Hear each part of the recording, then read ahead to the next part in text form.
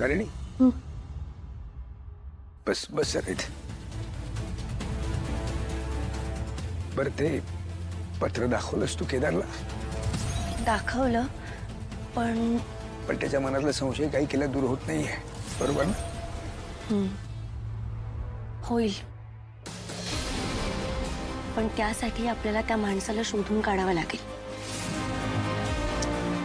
अगं पण तारिणी 30 वर्षांपेक्षा जास्त वर्ष झाली आता या घटनेला. कसा शोध घेणार होतो या सगळ्याचा? सोपं नाहीये ते. अवघड आहे, मला मान्य आहे, पण ज्या अर्थी पत्र आले त्या अर्थी पत्र पाठवणारं पण कोणीतरी असणार ना. पण कोण? बाबा मला सांगा, तुमच्या लग्नाबद्दल कोणाला माहिती होतं? नाही ग, दुर्दैवाने कोणालाच नाही. कोणीतरी असेल, म्हणजे तुमचं लग्न झालं तेव्हा तिथे कोणीतरी असेल, तुमचे मित्रमैत्रिणी किंवा ओळखीची लोक. नाही ग, तारिणी सगळ्यांपासून लपवून गेलेलं लग्नात आहे. अशा लग्नांमध्ये कशी परिस्थिती असते तुला आणि केदारला चांगलंच माहिती आहे.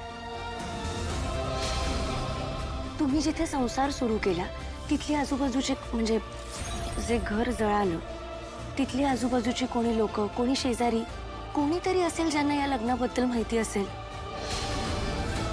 बाबा प्लीज आठवायचा प्रयत्न करा.